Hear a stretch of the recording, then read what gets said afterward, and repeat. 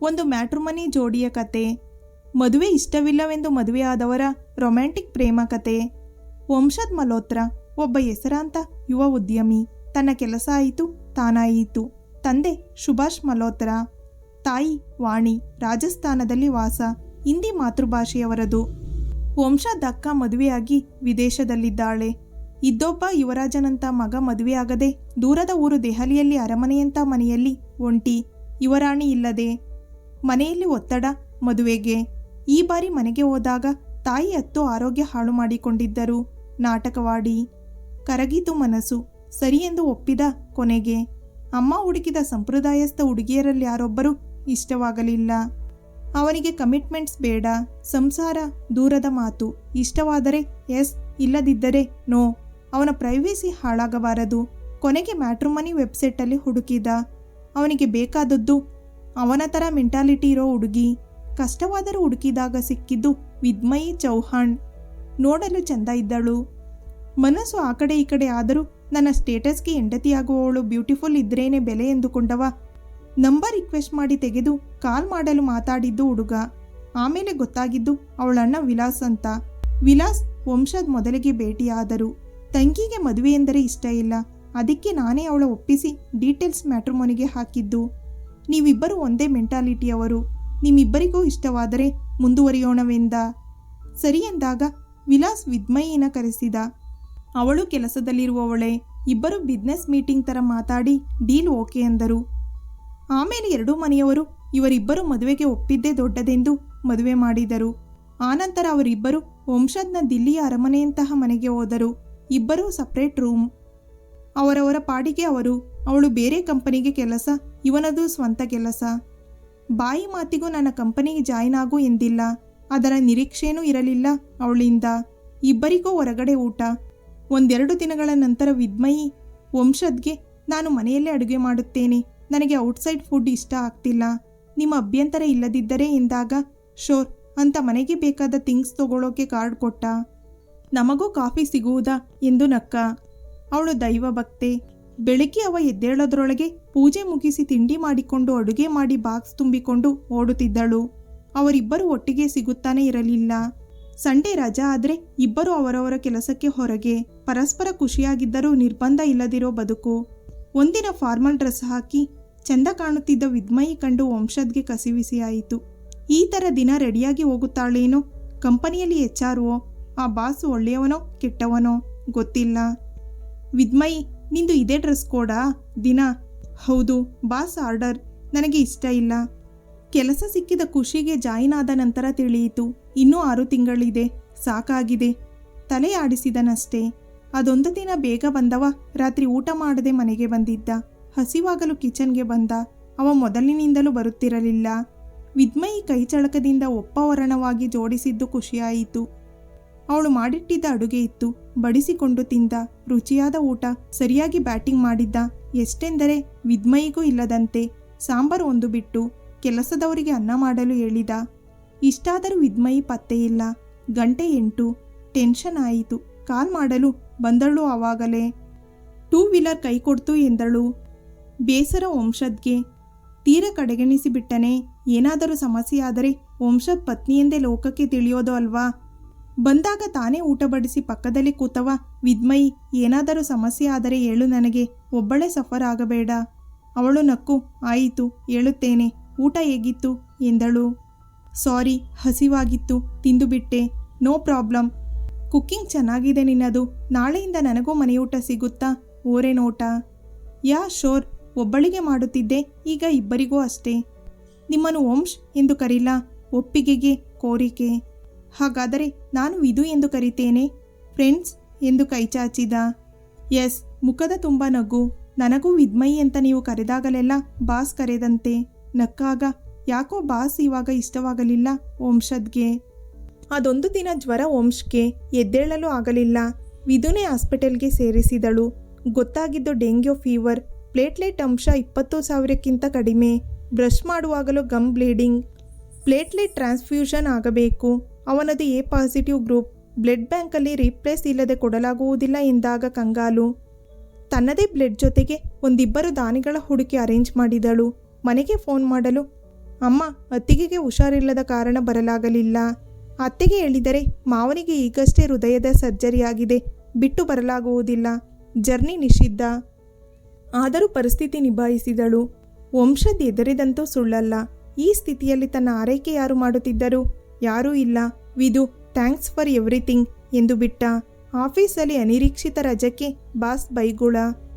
Platelet count 1,00,000 ಆಗಿದ್ದರಿಂದ ವಾರದ ನಂತರ ಮನೆಗೆ. ವಿದು ವರ್ಕ್ ಫ್ರಮ್ ಹೋಮ್ ತೆಗೆದುಕೊಂಡಳು. ಕೆಲ ದಿನಕ್ಕೆ ಕಿಚಡಿಯಿಂದ ಹಿಡಿದು ಫ್ರೂಟ್ಸ್ ಎಲ್ಲ ಅವಳೇ ಸಪ್ಲೈ. ಅವನು ಮನೆಯಲ್ಲೇ ಇದ್ದ ಕಾರಣ ಅವನ PA ನಂದಳದು ದಿನಕ್ಕೆ 2 ಬಾರಿ ಮನೆಗೆ ಎಂಟ್ರಿ. ಕೆಲಸದ ನೆಪ, ಅನುಕಂಪದ ಮಾತುಗಳು. ವಿದುಗೆ ಕೋಪ. ಒಂದಿನ ಅವ ಕೆಳಗೆ ಬಂದಿಲ್ಲವೆಂದು ಬೆಡ್ರೂಮ್ಗೂ ಎಂಟ್ರಿ.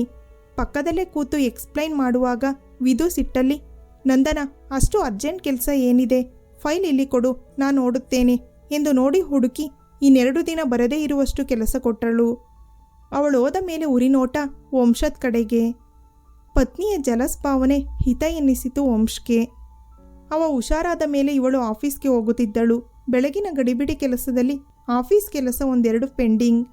ಪ್ರಮುಖ ಪೆನ್ ಡ್ರೈವ್ ಮನೇಲೇ ಬಾಕಿ. ವಂಶ್ ನೋಡಿ ಅವಳು ಆಫೀಸ್ಗೆ ತೆಗೆದುಕೊಂಡು ಹೋಗಲು ಬಾಸ್ ಚೇಂಬರಲ್ಲಿ ನಿಂತುಕೊಂಡು ಬಯಸಿಕೊಳ್ಳುತ್ತಿರುವ ವಿದು. ವಿಂಡೋ ಬ್ಲೆಂಡ್ ಸೆರೆಯಿಂದಲೇ ನೋಡಿದ ವಂಶ್ಗೆ ಕೋಪ ಬಂದರೂ ತೋರ್ಪಡಿಸಲಾಗದ ಸನ್ನಿವೇಶ. ಡೋರ್ ಸ್ವಲ್ಪ ಓಪನ್ ಇದ್ದುದರಿಂದ ಮಾತುಕತೆ ಸ್ಪಷ್ಟ. ರಜಾ ಏನಕ್ಕೆ ತಗೊಂಡೆ? ಗಂಡನಿಗೆ ಹುಷಾರಿಲ್ಲ ಎಂದೇ ಅಲ್ವಾ? ಮದುವೆ ಆಗಿರೋದು ಏಕೆ ಹೇಳಲಿಲ್ಲ ನನಗೆ ಎಂದು ಹೊರಚಾಟ ಬಾಸ್ತು. ಸರ್, ಇದು ಪರ್ಸ್ನಲ್ ಅಲ್ವಾ? ಮೆತ್ತಗೆ ಹೇಳಿದಳು. ನಾನಿನ್ನ ಇಷ್ಟಪಟ್ಟಿದ್ದು ಗೊತ್ತಿದ್ದು ಯಾಕೆ ಮದುವೆಯಾದೆ? ಅವಳ ತೋಳು ಹಿಡಿದು ಜಗ್ಗಿದಾಗ ಹಿಂಸೆ ವಿದುಗೆ. ಓಮ್ಸ್ ತಡೆಯಲಾಗದೆ ಒಳಹೋಗಿ ಅವನ ಕೈ ಸಡಿಲಿಸಿ ರಪ್ಪನೆ ಬಾಸ್ ಕೆನ್ನೆಗೆ ಬಾರಿಸಿದ. ಎಷ್ಟು ಧೈರ್ಯ ನಿನಗೆ ನನ್ನ ಹೆಂಡತಿಯನ್ನು ಮುಟ್ಟಲು ಎಂದು ಅಬ್ಬರಿಸಿದಾಗ ತಣ್ಣಗಾದ. ವಿದು, ರಿಸೈನ್ ಕೊಡು ಈಗಲೇ. ಬಾಂಡ್ ಕ್ಯಾನ್ಸಲ್ ಆಗುತ್ತೆ ಈ ಕ್ಷಣದಲ್ಲಿ. ಹೇಗೋ ನಿನ್ನದು ರಿಲೀವ್ ಟೈಮ್ ಆಗಿದೆಯಲ್ವಾ ಎಂದು ಕೊಡಿಸಿಯೇ ಕರೆದುಕೊಂಡು ಬಂದ. ದಾರಿಯಲ್ಲಿ ವಿದು ಅಳು. ಇವನಿಗೆ ಕೋಪ. ಯಾಕೆ ಅವನ ಹರೆಸ್ಮೆಂಟ್ ಅನ್ನು ನನಗೆ ಹೇಳಲಿಲ್ಲ ಎಂದು. ವಂಶ್, ನಿಮ್ಮ ಪ್ರೈವೇಸಿಗೆ ನನ್ನ ಸಮಸ್ಯೆ ಅಡ್ಡಿಯಾಗಬಾರದೆಂದು ಹೇಳಿಲ್ಲ ಎಂದಾಗ ತಾನು ಹಾಕಿದ ನಿರ್ಬಂಧಕ್ಕೆ ಹೇಸಿಗೆ ತರಿಸಿತ್ತು. 1 ವಾರ ವಿದು ಮಂಕಾಗಿದ್ದಳು. ನಂತರ ಚೇತರಿಸಿಕೊಂಡಳು. ವಂಶ್ ತನ್ನದೇ ಆಫೀಸ್ಗೆ ಆಹ್ವಾನವಿತ್ತ. ಇಬ್ಬರು ಜೊತೆಗೆ ಹೋಗಿ ಬರಲಾರಂಭಿಸಿದರು. ಇಬ್ಬರ ನಡುವೆ ಅನ್ಯೂನ್ಯತೆ ಬೆಳೆಯಲು ಶುರುವಾಯಿತು. ಊಟ, ತಿಂಡಿ, ಟೀ ಎಲ್ಲನೂ ಜೊತೆಗೆ. ವಿದು 1-2 ಬಾರಿ ತವರಿಗೆ ಹೋಗಿ ಬಂದಳು. ವಂಶ್ಗೆ ಅವಳ ಆಬ್ಸೆನ್ಸ್ ಹೈತ. ಬಾಯಿ ಬಿಟ್ಟು ಹೇಳಲು ಒಪ್ಪಂದ. ಇಬ್ಬರು ಒಟ್ಟಿಗೆ ಶಾಪಿಂಗ್, ಮೂವಿ ಅಂತ ತಿರುಗಾಡುತ್ತಿದ್ದರು. ಅವರಿಬ್ಬರ ಮನೆಯವರು ಇವರ ನಡುವೆ ಬರಲಿಲ್ಲ, ಹೊಂದಿಕೊಂಡು ಹೋಗಲಿ ಎಂದು. ಒಂದೊಮ್ಮೆ ವಂಶ್ಗೆ ಅನಿಸುತ್ತಿತ್ತು, ತಾನು ಹಾಕಿದ ನಿರ್ಬಂಧದಲ್ಲಿ ಒಂದಾದರೂ ಪಾಲಿಸಿದ್ದೇನಾ ಅಂತ.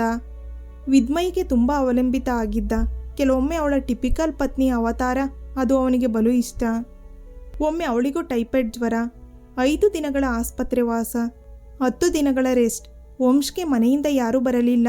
ಈ ಸಮಯದಲ್ಲೂ ಕೋಪ ಬಂದರೂ ವಿದ್ಮಯಿ ನೋಡಿಕೊಂಡ. ಕೈಯಲ್ಲಿ IV ಕ್ಯಾನುಲ ಇದ್ದುದರಿಂದ ಬ್ರಷ್ ಮಾಡಿ ತಿಂಡಿನೂ ತಿನ್ನಿಸುತ್ತಿದ್ದ. ಅವನಿಗಂತೂ ಸಾಕಾಗಿತ್ತು. ಆಫೀಸಲ್ಲೂ ಬಿಡುವಿಲ್ಲದ ಕೆಲಸ. ವಿದು ನನ್ನನ್ನು ಹಿಂಗೇನೆ ನೋಡಿಕೊಂಡಿದ್ದಾಳಲ್ವಾ, ನನ್ನ ಬಾರಿ ಈಗ ಎಂದು ಕರ್ತವ್ಯ ನಿಭಾಯಿಸಿದ. ಎಲ್ಲನೂ ಓಕೆ ಆಗುತ್ತಾ ಬಂದಿತ್ತು ಇಬ್ಬರ ನಡುವೆ. ಆದರೆ ಬೆಡ್ರೂಮ್ ಮಾತ್ರ ಸಪ್ರೇಟ್.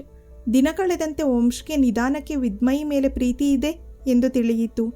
ತನ್ನ ರೂಮ್ಗೆ ಅವಳನ್ನು ಕರೆಯಲು ಸಂಕೋಚ. ಶತಪ್ರಯತ್ನ ಪಟ್ಟು ಮಾತಲ್ಲಿ ಅವಳಿಗೆ ಸೂಕ್ಷ್ಮವಾಗಿ ತಿಳಿಸಲು ನೋಡಿದ. No use. ಇನ್ನು ಈ ವಂಶದ ಫಾರ್ಮುಲಾನೇ ಬೆಸ್ಟ್ ಎಂದುಕೊಂಡು ಎಲ್ಲ ರೂಮ್ಗೆ ಪೇಂಟಿಂಗ್ ಮಾಡಿಸೋದು ಅಂತೇಳಿ ಗೆಸ್ಟ್ ರೂಮ್ಗಳನ್ನೆಲ್ಲ ಲಾಕ್ ಮಾಡಿಸಿದ. ನಂತರ ಅವಳ ರೂಮ್ನ ನಲ್ಲಿ ನೀರು ಬಂದ್ ಮಾಡಿಸಿ ಪೈಪ್ ಇಶ್ಯೂ ಮಾಡಲು ಅವಳು ಇವನ ರೂಮಲ್ಲಿ ಸ್ನಾನ ಮಾಡಿ ಮತ್ತೆ ತನ್ನ ರೂಮ್ಗೆ ಸೇರಿಕೊಂಡಳು. ಮಗದೊಮ್ಮೆ AC ಆಫ್ ಹಾಳು ಮಾಡಿದರೂ ಬರಲಿಲ್ಲ. ಕೊನೆಗೆ ಎಲ್ಲಿಂದಲೋ 5-6 ಜಿರಳೆಗಳನ್ನು ತಂದು ಬಿಟ್ಟ. ರಾತ್ರಿ ಅವಳು ಮಲಗಿದ ಮಂಚದ ಮೇಲೆ.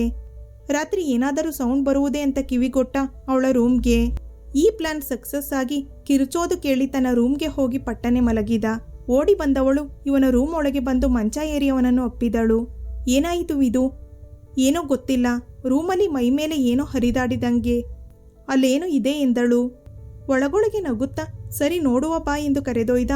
ನೋಡಲು ಜಿರಳೆಗಳು. ಮತ್ತೆ ಕಿರುಚಿದಳು. ನಾ ಇಲ್ಲಿ ಮಲ್ಗೋಲ್ಲ, ನಿಮ್ಮ ಜೊತೆ ಮಲಗ್ಲಾ ಇಫ್ ಯು ಡೋಂಟ್ ಮೈಂಡ್, ಇವತ್ತೊಂದಿನ ಎಂದಳು. ಇದಕ್ಕಲ್ಲವೇ ನಾ ಇಷ್ಟು ಕಷ್ಟಪಟ್ಟಿದ್ದು ಎಂದುಕೊಂಡು, ಶೋರ್, ಒಂದು 4 ದಿನ ಈ ರೂಮ್ಗೆ ಮೆಡಿಷನ್ ಹಾಕಿ ಕ್ಲೋಸ್ ಮಾಡೋಣ ಎಂದು ಕರೆದೊಯ್ದ ಪುಣ್ಯಾತ್ಮ. ಅಂತೂ ಮನಮೆಚ್ಚಿದ ಮಡದಿ ತನ್ನ ಜೊತೆ. ರಾತ್ರಿ ಅವಳು ನಿದ್ದೆ ಹೋದ ಮೇಲೆ ಬೇಕಂತಲೇ ಇವ ಕೈಬೆರಳುಗಳನ್ನು ಅವಳ ಮೇಲೆ ಹರಿದಾಡಿಸಿದ. ಕಾಕ್ರೋಚ್ ಅಂತ ಉಬ್ಬೇರಿದಾಗ ಕನಸು ಎಂದು ಅರ್ಥೈಸಿದವನನ್ನು ಗಟ್ಟಿ ಅಪ್ಪಿ ಮಲಗಿದಳು. ಅಂತೂ ಇಂತೂ ಏನೋ ನೆವ ಹೇಳಿ ಅವಳ ಜೊತೆ ಅವಳೆಲ್ಲ ಥಿಂಗ್ಸ್ಗಳನ್ನು ತನ್ನ ರೂಮ್ಗೆ ಪರ್ಮನೆಂಟಾಗಿ ಸ್ಥಳಾಂತರಿಸಿದ. ವಿದ್ಮಯಿ ಮನಸ್ಸು ಸೋಲುತ್ತಿತ್ತು ಅವನೆಡೆ. ಆದರೆ ತಮ್ಮ ಒಪ್ಪಂದದ ಬಗ್ಗೆ ಯೋಚನೆ ಬಂದಾಗ ಸ್ವತಂತ್ರನ ದುರುಪಯೋಗ ಮಾಡಲ್ಲ ಎಂದುಕೊಂಡಳು. ಇವರಿಬ್ಬರ ಮನಸ್ಸಿನ ಮುಸುಕಿನ ಗುದ್ದಾಟ ನಡೆಯುತ್ತಲೇ ಇತ್ತು. ಒಂದಿನ ಕುಕ್ಕರಲ್ಲಿ ಅನ್ನ ಇಟ್ಟಿದ್ದಳು. ಸರಿಯಾಗಿ ಕೂತಿಲ್ಲದಕ್ಕೇನೋ ಸಿಡಿದು ಇಟ್ಟ ಅನ್ನ ಇಡೀ ಕಿಚನ್ ಚೆದುರಿತ್ತು. ಅದೃಷ್ಟವಶಾತ್ ಅಷ್ಟೊತ್ತು ಅಲ್ಲೇ ಇದ್ದ ವಿದು ಕೆಲಸದವಳಿಗೆ ಏನೋ ಕೆಲಸ ಹೇಳಲು ಹೋಗಿದ್ದಳು. ರೂಮಲ್ಲಿದ್ದ ಓಂಶ್ ಶಬ್ದಕ್ಕೆ ಓಡಿ ಬಂದವ. ಏನಾಯಿತು ಎಂದು ನೋಡಿದ. ವಿದು ಕಾಣಿಸದೆ ಇಡೀ ಮನೆ ಕಿರುಚಾಡಿದ. ಈತ ಸ್ಟವ್ ಆಫ್ ಮಾಡಿ ಅವನೆದುರಿಗೆ ಬಂದವಳನ್ನು ಗಾಳಿಯೂ ಸೋಕದಂತೆ ಎದೆಗೆ ಅಪ್ಪಿ ಹಿಡಿದು ಅತ್ತೇ ಬಿಟ್ಟ. ಅವನ ಏರುಪೇರಾದ ಹೃದಯ ಬಡಿತದೊಂದಿಗೆ ಆದ ಭಯ ಅವಳಿಗೆ ಅರಿವಾಯಿತು. ತಾನೂ ಬಿಗಿದಪ್ಪಿದಳು. Vidu, my love, are you okay? I am fine Omsh. Cooker ಏನೋ ಪ್ರಾಬ್ಲಮ್ ಇತ್ತು, ಸೊ ನಾನಿರಲಿಲ್ಲ, ಸೇಫ್. Oh thanks God. ಏನೂ ಆಗಿಲ್ಲ. ನಿನಗೇನಾದರೂ ಆಗಿದ್ರೆ ಎಷ್ಟು ಕೇರ್ಲೆಸ್ ನೀನು ಎಂದು ಪ್ರೀತಿಯಿಂದಲೇ ಬೈದಾಗ ಅವನ ಕಣ್ಣನ್ನೇ ದಿಟ್ಟಿಸಿದಳು. ಅರ್ಥೈಸಿಕೊಂಡವ. Vidu, you mean so much to me. I am in love with you. Do you love me ಎಂದು ಕೇಳಿದ. ಒಲಿದ ಪ್ರೀತಿಗೆ yes Vansh, me too, I love you ಎಂದು ಎದೆಗೊರಗಿದಳು. ಮದುವೆಯ ಬಂಧನದ ನಂತರ ಜೋಡಿಯೊಂದು ಹೊಸ ಪಯಣದತ್ತ ತಿರುಗಿತ್ತು. ಈ ಸ್ಟೋರಿ ಇಷ್ಟ ಆಗಿದ್ರೆ ದಯವಿಟ್ಟು ನಮ್ಮ ಚಾನಲ್ನ ಸಬ್ಸ್ಕ್ರೈಬ್ ಮಾಡಿ, ಲೈಕ್ ಮಾಡಿ. ಧನ್ಯವಾದಗಳು.